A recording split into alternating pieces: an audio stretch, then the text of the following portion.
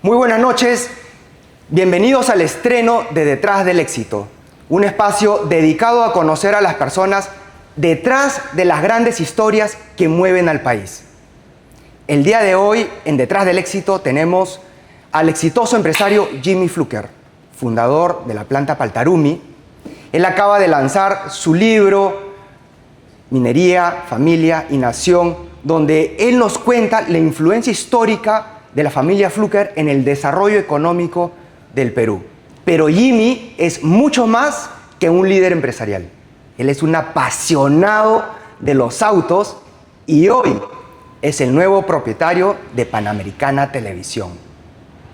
En este episodio vamos a conocer toda su historia y el lado personal del empresario. Hoy en día en redes sociales lo conocen como, escuchen, el señor minero. Jimmy, gracias por recibirnos y aceptar nuestra entrevista. Hoy en día tú eres fundador, accionista de la planta de procesamiento de minerales Paltarumi. ¿Cuáles crees que han sido las decisiones o la cultura empresarial, gestión, para que Paltarumi como empresa sea el líder y sea el referente a replicar para los pequeños mineros? Yo tenía unos números calculados en mi cabeza, iba contra mi tiempo para lo que yo tenía que hacer ya también a mi edad, ¿no? Yo llegué acá a los 45, 6, ¿no? Y dije, bueno, voy a necesitar cierta cantidad de dinero para poder hacer las bases que hice, empezar a producir y mostrarle a la gente que todo era viable. A mí me decían, en un año vas a quebrar. Todos los mineros quiebran, es peor que los restaurantes. Yo hice el concepto de Paltarumi totalmente diferente, que ya te lo explicaré después. He visto videos de Paltarumi y realmente parece Disneylandia, ¿no? Es súper moderno, sí, todo organizado, todo limpio y sobre todo el respeto que hay a los trabajadores. A los trabajadores y a los mineros. Y a los mineros. Y a los mineros, ¿no? Y a los animales, y a la agricultura. He visto una parte donde va el pequeño minero, deja sus minerales y hay un vidrio. Sí. Y el pequeño minero puede ver cuál es el proceso que le están dando. Tenemos nosotros, no como una planta, un laboratorio, tenemos 2 laboratorios certificados, tenemos 2 balanzas, ¿no? Para el peso, la humedad, y eso es lo que ha hecho de Paltarumi el éxito, ¿no? Oye, Jimmy, pero tú dices, llegas a los 45 años y nadie creía en tu proyecto minero. No, nadie creía. Incluso, bueno, ni la banca. Te comento, yo a mis 46 años, yo ya había acumulado X cantidad de dinero como para retirarme, pero yo quería hacer minería en el Perú. Todas las historias que escuchaba de mi papá viajando, cuando viajaba desde niño, desde chiquito, allá hay oro, allá hay cobre, pero vamos a sacarlo, vamos a hacer. No, todavía no se puede, no hay la fórmula por el tema de Velasco. ¿Tú qué edad tenías cuando viajabas con tu viejo? Te puedo decir desde los 3 hasta el año que yo tenía, que él falleció, 14. O sea, si has absorbido. Yo no tenía amigos, Kenji. Yo no hablaba con casi nadie en el colegio. Era un híbrido, era una persona que no entendía lo que decían los niños. Oye, me llamaban. Parte de ese documental vi que reparabas equipos de discoteca y lo alquilabas. No es que los reparaba, yo los construía, los hacía. Tú los construías. Claro, desde las cajas de madera, mira. De las luces, la cafetera. Absolutamente todo. Yo recuerdo que mi madre tenía su... Tony Stark. Sí, no es broma. Mi madre timbiaba una vez a la semana con todas sus amigas y me decían, ya pues apaga las máquinas.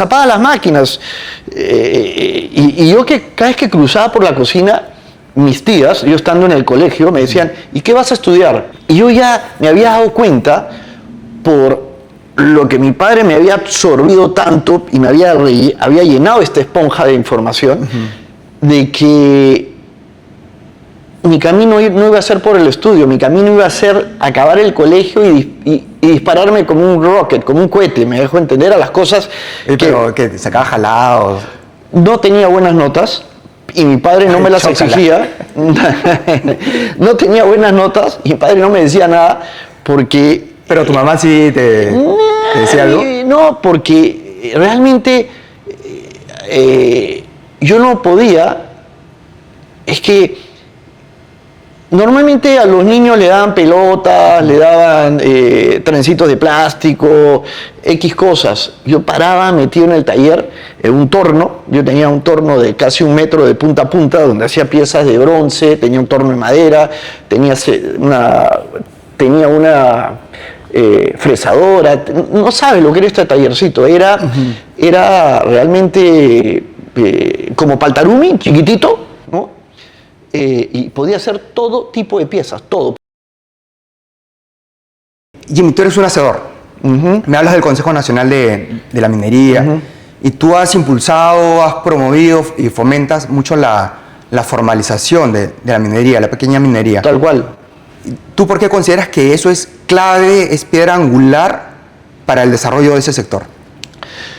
Mira, nos podemos quedar horas hablando de esto. Yo quisiera... Hablemos horas, Jimmy, hablemos horas. Sí, pero yo quisiera hablar más de cómo realmente, y lo vamos a hablar en su momento, yo quisiera hablar Hablemoslo, más... Jimmy, yo te he visto hablando con mi padre 2 horas. dándole ese input. Así es. Y mi papá tomando nota. Tal cual. Lo tengo grabado, me pareció Tal brutal. cual. Y te pedí la vez pasada que por favor consiguieras esas 2 horas que tomó nota tu papá.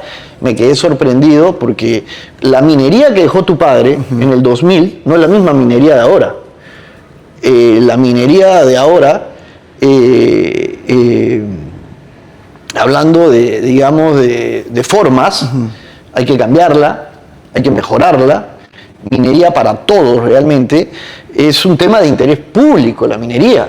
Acá debería haber 10 toromochos, hablando de Toromocho, toda la zona de Toromocho era de los Fluker, ¿no? Morococha, San Martín Lo que de... está en la carretera central. Claro, toda esa zona era de los Fluker, todo. Antamina, que es la mina más grande del Perú, el primer dueño ha sido Fluker. Estamos hablando de hace... mira, está escrito, te voy a conseguir los documentos que están en registros públicos, que el primer dueño de Antamina fue Fluker. O sea, primero estuvieron explorando, estuvieron viendo el potencial, después Leopoldo, el hermano de Carl Fluker, que qué pena en todas esas travesías fallece, pero fue el primer registrado de Antamina. Oye, Jimmy, tú tienes una familia que, claro, tiene ya larga historia en el sector minero, pero con todo ese bagaje y tu conocimiento de tecnología, ¿por qué es importante? ¿Dónde está la relevancia para que ese pequeño minero pueda formalizarse? ¿En dónde está la importancia? ¿En la tributación? ¿Aumentar la base tributaria? No, mira, te digo, un ejemplo. A Paltarumi solo y únicamente, nosotros tenemos mineral propio también, pero recibimos mineral de terceros siempre y cuando pasen los 15 puntos que tiene que poner. La ley me pide 6, ¿eh? Yo voy 11 más. 15 puntos más. de trazabilidad. Claro, digamos el reinfo, que es lo más, el reinfo, la guía, la factura, el peso, la humedad. Hay muchos pequeños mineros artesanales, informales, que no tienen una voz que sea escuchada. A ver, no podemos defender a todos los pequeños mineros, Ok, pero hay muchos que también padecen ese mismo problema, ¿no? Que son vetados en el sistema bancario, no, tal cual, son perseguidos judicialmente. Exactamente. Pero entonces, ¿a qué voy? ¿Dónde entra a tallar el Consejo Nacional de Minería? La importancia de la formalización del sector. ¿Por qué se demora tanto ese proceso de formalización para el pequeño minero? Porque todos quieren parte de la torta. Si no tuviéramos minerales o la riqueza que tenemos, te diría, ¿sabes qué, hermano? Hagamos películas o importemos autos o hagamos más restaurantes, cualquier cosa. El Perú, netamente, es un país minero. Multitrillonario, trillonario. Lo ven salivando los países de Europa, lo ve salivando China, porque es una despensa gigantesca. Y no solo estamos hablando ya de mineral, estamos hablando de la cantidad de agua que se va al mar. ¿Tú sabes la cantidad estaba hablando con tu papi ese día de la represa en Río Blanco y me... ¿Qué tal memoria? ¿Qué tal memoria? Sí, y me decía, sí, yo la construí tal, y le decía, y hay unas minas que se te caen los dientes, Kenji, se te caen los dientes de la riqueza por metro cúbico que hay, ¿no? Oye, Jimmy, pero o sea, con lo que tú me cuentas, toda esta presión contra el minero que quiere hacer bien las cosas, el pequeño, viene de las grandes corporaciones, porque hay todo un intento de construir una narrativa. Vamos a aclarar las cosas, porque si tuviéramos una pizarra, la siguiente la hacemos más bonita, más didáctica. Mira, primero que el minero nunca se debió llamar minero informal. Se debe llamar minero en proceso de formalización. ¿Ya claro? Ya. Porque tú vas a un banco y que te pregunten, ¿usted en qué estatus de la minería estoy? Soy en el proceso de formalizarme. Si tú vas y dices, soy un minero informal, automáticamente estás vetado. Olvídate, o sea, ya nació muerto.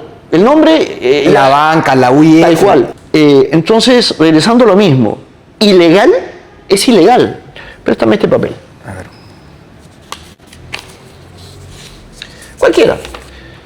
Si tú estás ahorita en un fórum mundial y hablamos de la minería, el primer tema que se va a tocar es medio ambiente. Medio ambiente. ¿Me entiendes? Entonces, si tú eres la minera más grande del mundo y contaminas, eres un ilegal, hermano. No un papel no te puede ser legal.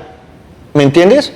Y, caramba, puede haber un minero de 4.800 metros de altura que nunca ha visto un papel, no sabe leer ni escribir, y el tipo cuida su rancho o su minita o la zona al costado, saca sus costalitos, después baja, los vende, una camionada al mes, digamos, y ya se dio cuenta que gana 10 veces o 15 veces más que la agricultura, y para el Estado peruano es ilegal. ¿Por qué? Porque no ha habido presencia del Estado para explicarle, tienes que llenar esto. ¿Me dejo entender? El tema de la permisología es de terror.com. Entonces ahí es donde voy yo.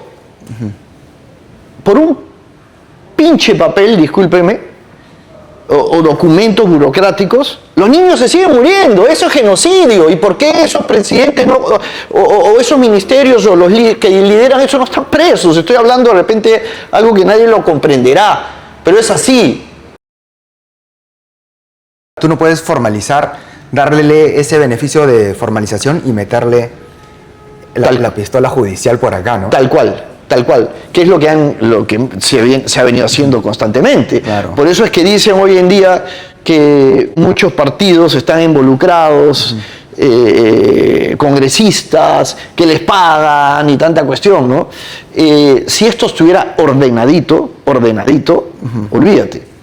Aquí es que la misma minería, Kenji, la verdadera minería que puede sumar o triplicar el PBI, haría que un policía ganase 12.000, 13.000 soles y que la mujer le meta un lapo si le ve plata en el bolsillo, porque estaría faltándole el respeto a su uniforme y con la posibilidad de perder un buen trabajo. Entonces, el sistema mismo ve obligado al policía, que pone la vida por uno, a veces a cometer esos errores, hermano. Y ni hablemos, pues, del Poder Judicial, ¿no? Entonces, claro, yo creo que hay buenísimos fiscales, buenísimos policías, pero hay una gran parte, y lo saben los fiscales de arriba, y lo saben los buenos generales, que hay una podredumbre abajo, podredumbre creada por los mismos salarios. ¿Me dejo entender? Yo no quisiera, estar en la posición de un presidente ahorita, pero un presidente con pelotas, hermano, transforma el Perú así. Todos tenemos angelitos negros y angelitos blancos, ¿no? Gracias a Dios a los angelitos negros los tengo siempre dominados Bajo control. con el entrenamiento. Veo tus brazotes, Jimmy. Los tuyos son más grandes. No son... Tampoco, pero Tampoco. Tampoco. Oye, pero Jimmy, aguanta. Ya hemos hablado de cosas duras, Sí. temas políticos, regulatorios, que es... muchas veces genera mucha acritud, mucha aspereza tocar esos temas, ¿no? Y ahorita estamos en el primer piso de tu oficina y veo que tienes un hobby, una pasión por los fierros. Me refiero a los motores. Tienes una colección de casi 170... Ya tenemos más de 200 autos. Wow, más de 200 carros, tanto de históricos, de lujo. Desde 1900 hasta el 2025. ¿Cómo nace, quién te hereda ese bichito? Mi padre no podía oír un ruido en el tablero. Yo me metía abajo del tablero hasta encontrar cualquier ruido. Me enseñó a cómo, si tú realmente eres un car lover, tienes que tener un auto. Trabajamos mucho en la potencia del auto, digamos, en la calidad de los productos que le metíamos al auto, porque hacíamos las piezas en el mismo taller, ¿no? Que con los tornos. Con los tornos, sí, con acero inoxidable, bronce, aluminio. Pero yo lo veía siempre a mi viejo que esperando finalmente entrar a la minería, ¿no? Y yo creo que si él estuviera vivo ahora, hubiese logrado lo que él siempre soñó. Yo te escucho decir que tu viejo ha reencarnado. Sí, yo siento que yo soy mi viejo, así te lo digo. O sea, es loquísimo, lo que te estoy diciendo es loquísimo, pero, y lo dije ayer en la presentación del libro, yo lo extraño más a él que a mi madre, siendo yo el engreído de mi mamá y todo, porque siempre he estado conectado con mi mamá, sigo conectado con mi mamá, me dejó entender, pero... ¿No has sentido que tu viejo te habla? Sí, por supuesto, sí, siento muchas cosas, muchos sueños, sueño mucho con él, es de loco, se ha muerto, hermano, hace 45 años. A mí me pasa lo mismo, es lo caso, sí. Sí, es lo caso. ¿Cuál es el que tiene más valor así, peso sentimental, Mira, emocional? te voy a invitar al taller, porque no solo tenemos... Tienes un museo también, ¿no? Sí, tenemos el premuseo. Premuseo. Ya, que me encantaría que lo visites. Esto acá no es museo todavía. No, esto ha sido mi oficina, he ido... Lo que pasa es que yo llegué acá... Tú sabes que mucha gente cruza acá y se quedan viendo los carros. Y algo que siempre me han preguntado, ¿cómo Michi has metido los carros acá? Sí. Te comento, este local se hizo con una escalera súper ancha que calza el ancho del flatbed, de la cama del camión. Ya. Entonces sube y baja. Entonces, y entras los carros, metes los carros acá. Qué loco. Sí, cuando quiero fastidiar a alguien le digo, no, hermano, me demoro 6 meses en desarmarlo, sacarlo y volverlo a armar. No te creo, me dicen, sí, hermano, es una jodienda esto, por eso casi no lo saco. Oye, Jimmy, recientemente has adquirido Panamericana Televisión. ¿Cuál ha sido el drive? ¿Qué te motivó a dar ese paso para entrar al rubro de los medios? Bueno, mira, decía, no, yo tengo que crear algo para darle la batalla a los que nos están dando la batalla. Tenemos que crear una contraparte. Y comencé a pensar y creé el Consejo Nacional de Minería. Vamos a hacer el programa de televisión. Mira, terminamos el programa y todo, y Panamericana nos cambia el horario, habiendo ya shake hands, habiendo ya acordado. Y me mortificó muchísimo. Entonces lo llamo a Javier y le digo, primito, ¿sabes qué, hermano? Me ha pasado esto. No te preocupes, vamos a hablar con la gerenta. Yo te soluciono eso, al toque. Y la gerenta me dice, no, yo tengo algo más importante para ti. ¿Por qué no compras Panamericana? Sé que los canales le va hasta las patas, todos están quebrados, hechos leña. Y yo, dentro de mi propósito de inclusión, digo, así me cueste o lo tenga que subvencionar momentáneamente, si llegamos a un buen puerto, lo compro. El señor Schutz, los hijos... Ellos estaban al mando de Sí, estaban al mando. Me dan la buena pro cuando la gente se entera, la gente que no quería que yo comprara, han volado hasta Suiza para convencer al señor que no me lo venda. ¿Qué porcentaje de acciones? No, yo compré el 100%. 100%. Sí, compramos el 100%. Y bueno, y ese canal no solo viene con el 5, sino con otras frecuencias más para abrir otros canales. Claro, porque tú compras Panamericana dentro de un contexto donde con Panamericana Televisión lo que tú quieres es tener diferentes programas. Tal cual. Que pueda inspirar al joven. Tal cual, tal cual. Y que vayan a hacer visitas y traerme, motivar a la gente del Senati o de ¿cómo se llama la otra compañía que es de Hochschild? Tepsup, ¿no? Porque los sueños hay que acabarlos, hermano. Hermano, la plaza minera está abierta. ¿Me dejo entender? Y cuando te digo abierta es que en el Perú no se ha hecho nada de minería todavía, absolutamente nada. En pininos, en pañales. Nada. O sea, básicamente yo he encontrado la minería acá como la han encontrado los Fluker hace 200 años. Wow. ¿Me dejo entender? Y eso es lo que tanto me castigan los grandes mineros. Oye, Jimmy, hace un par de semanas entrevisto a Patti Lorena, ella es un influencer en redes, también aparece en la tele.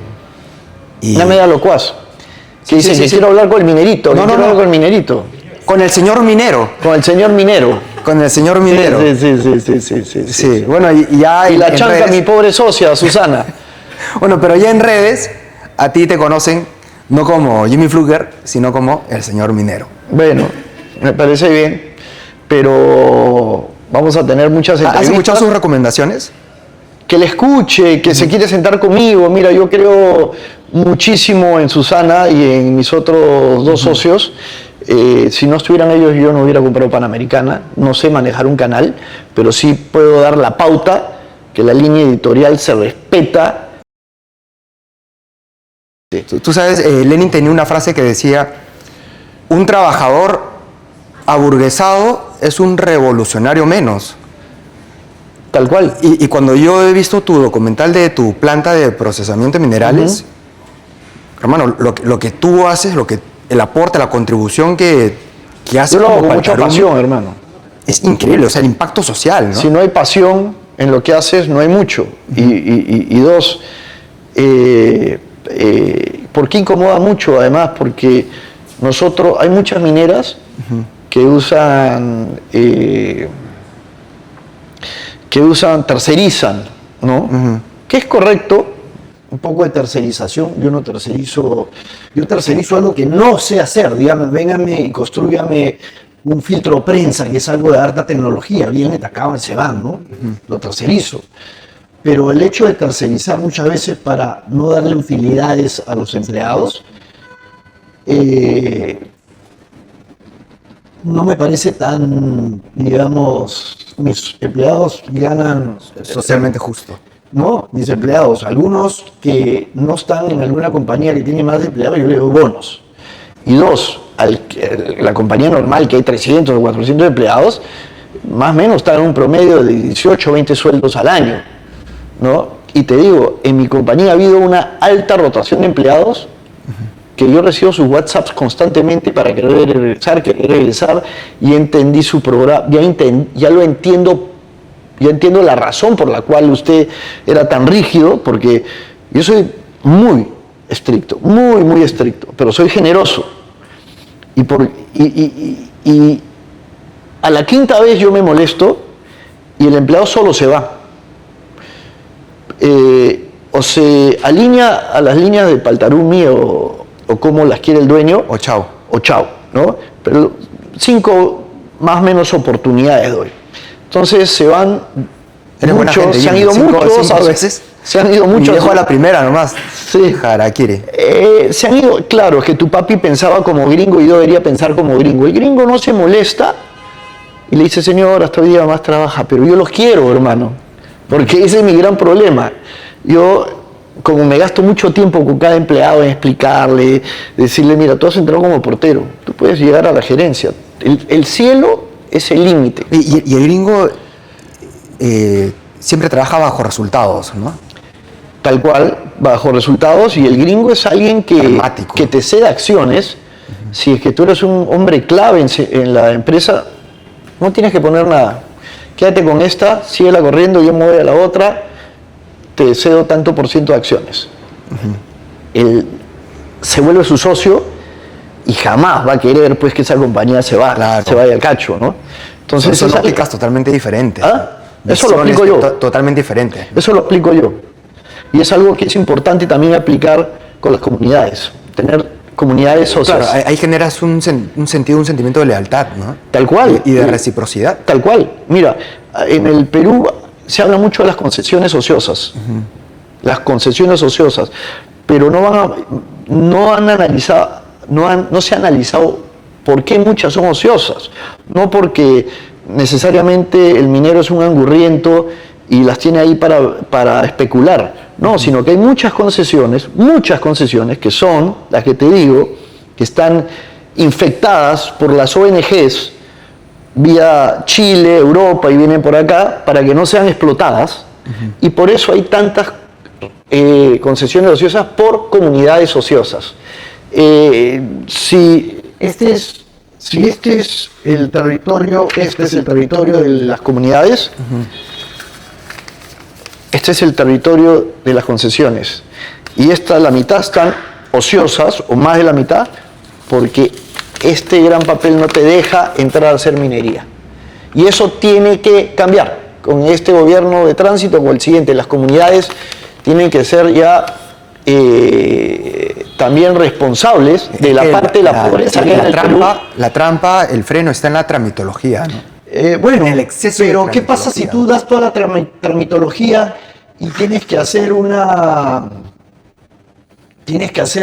¿cómo le llaman?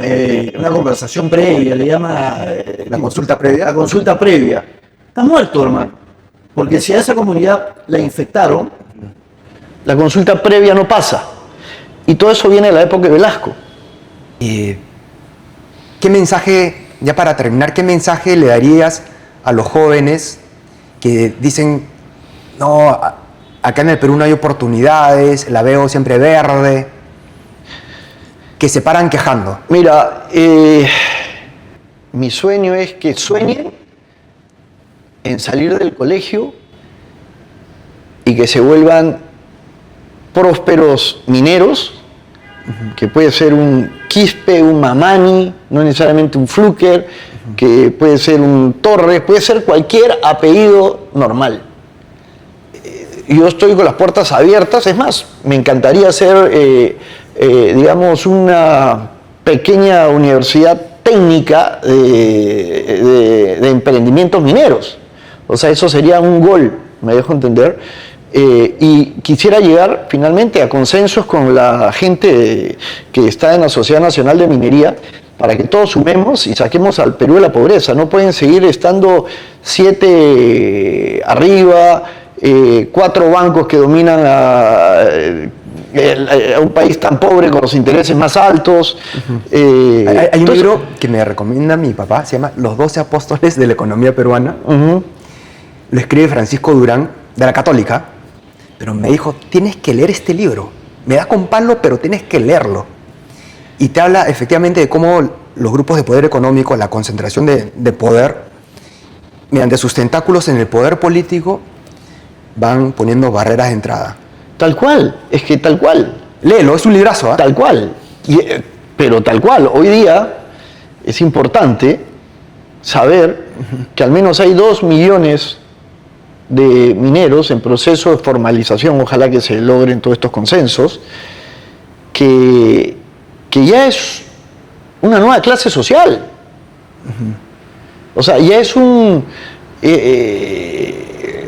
es, como te digo, algo que lo único que debería de hacer es irse multiplicando con normas claras, cuidando mucho el medio ambiente, Claro.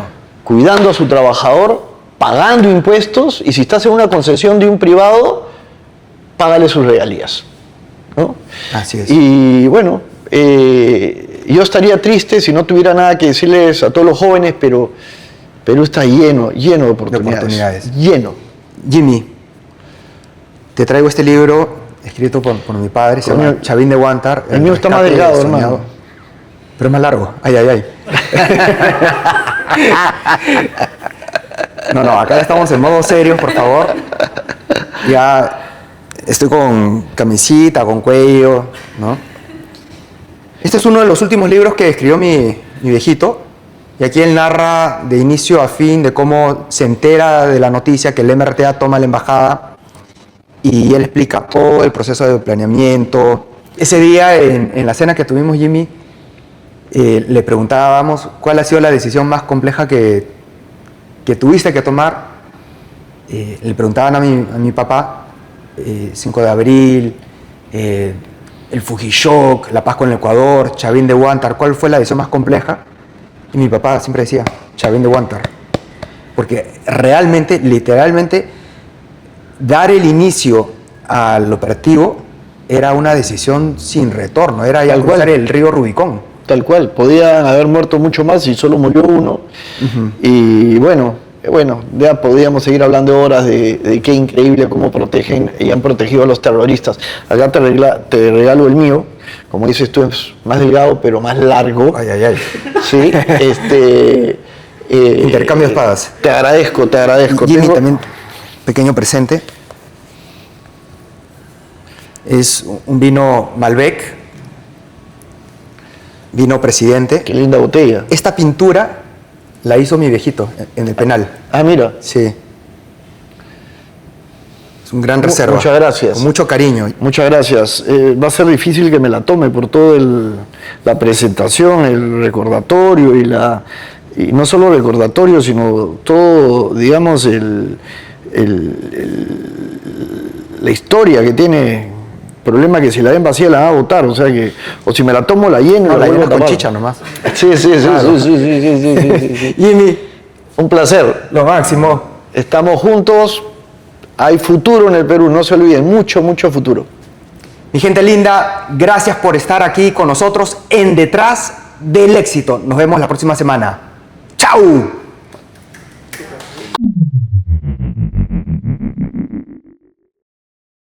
Mira, mi querido Kenny, este carro fue en la vida real de Nicolas Cage. Es un 575 Manarello B12. B12. Sí. Quiero que vean qué significa un motor. Jimmy, este carro sí ruge, ¿no? Ruge, pero mira, este carro tiene 22 años 22 años. y tiene 5.000 kilómetros. ¿Cuál es el carro más nuevo que tienes acá? No, ando a mi casa ahora en la noche. $20.000 tiene más potencia en este carro. Claro. O sea, los años han ido trayendo tecnología para la gente de a pie también. Flaco, esta llanta la veo baja, dile a Pedro, ¿ya? Enzo empezó sí, netamente haciendo carros no netamente comerciales, no era lo que le interesaba, lo que le interesaba era ganar las carreras. Y eso pues le marcaba un costo. Qué rico huele. Claro, otros olores, ¿no? Huele a pegamentos cuero. más modernos, cueros más modernos. Antes te ponía la vaca casi viva ahí. Huele a zapatilla, Jordan.